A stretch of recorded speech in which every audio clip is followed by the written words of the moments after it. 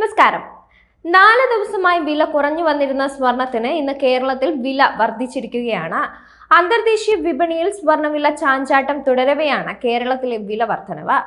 അമേരിക്കയും ചൈനയും തമ്മിലുള്ള ചുങ്കപ്പോര് ശക്തമായിരിക്കെ അന്തർദേശീയ വിപണിയിൽ ആശങ്ക വ്യാപിച്ചിട്ടുണ്ട്. ചൈനയ്ക്കെതിരെ 104% നികുതിയാണ് അമേരിക്ക ഇന്ന് പ്രഖ്യാപിച്ചത്. ചൈനയുടെ ഭാഗത്തു നിന്ന് ശക്തമായ തിരിച്ചടിയാണ് പ്രതീക്ഷിക്കുന്നത്. അതുകൊണ്ട് തന്നെ ഓഹരി വിപണിയിലും ഇന്ന് മ്ലാനത തുടരുകയാണ്.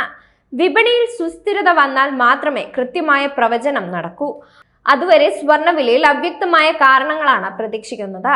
കഴിഞ്ഞ ദിവസങ്ങളിൽ കുറഞ്ഞിരുന്നെങ്കിലും ഇന്ന് പവന് 520 രൂപയാണ് വർദ്ധിച്ചത്. ക്രൂഡ് ഓയിൽ വില വലിയ ഇടിവിലാണുള്ളത്. ബ്രന്റ് ക്രൂഡ് ബാരലിന് $60 താഴെയാണ് വില. ഇറക്കുമതി രാജ്യമായ ഇന്ത്യക്ക് ഇത് വലിയ ലാഭം നൽകും. രാജ്യത്ത് പെട്രോൾ ഡീസൽ വില വൻതോതിൽ കുറയേണ്ടതാണ്.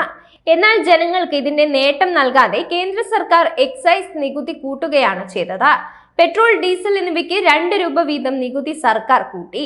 കേരളത്തിൽ ഇന്ന് ഒരു പവൻ സ്വർണത്തിന് 66,320 രൂപയും ഗ്രാമിന് 8,290 രൂപയുമാണ് വില. ഗ്രാമിന് 65 രൂപയാണ് കൂടിയത്. 18 കാരറ്റ് സ്വർണം ഗ്രാമിന് 50 രൂപ വർദ്ധിച്ച് 6,795 രൂപയായി.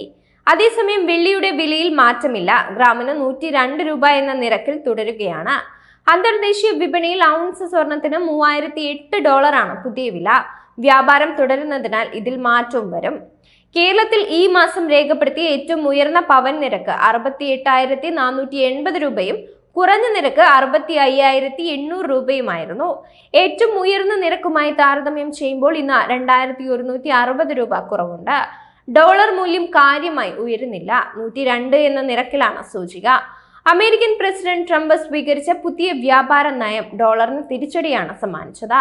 ഡോളറിനെതിരെ ഇന്ത്യൻ രൂപ 86.53 എന്ന നിരക്കിലാണ്. യഥാർത്ഥത്തിൽ സ്വർണ്ണ വില ഉയരാനുള്ള സാധ്യതകളാണ് വിപണിയിലുള്ളത്. ട്രംപിന്റെ പുതിയ ചുങ്കപ്പോരിൽ നിക്ഷേപകർ ആശങ്കയിലാണ്. ഈ വേളയിൽ പണം നഷ്ടമാകാതിരിക്കാൻ എല്ലാവരും സ്വർണം വാങ്ങി സൂക്ഷിക്കുകയാണ് പതിവ്.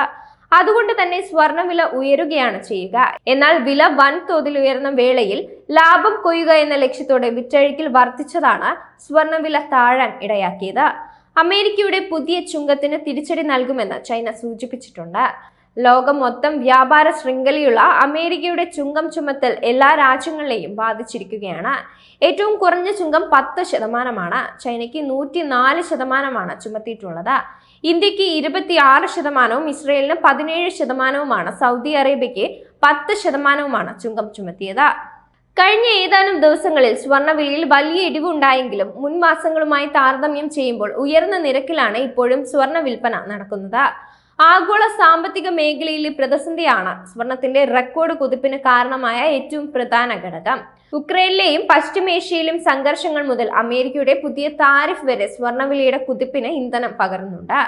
സാമ്പത്തിക രംഗത്തെ ഏതെങ്കിലും തരത്തിലുള്ള പ്രതിസന്ധിയോ ആശങ്കയോ രൂപപ്പെടുമ്പോൾ സുരക്ഷിത നിക്ഷേപം എന്ന രീതിയിൽ ആളുകൾ സ്വർണത്തിലേക്ക് തിരിയുന്നതും സ്വാഭാവികമാണ്.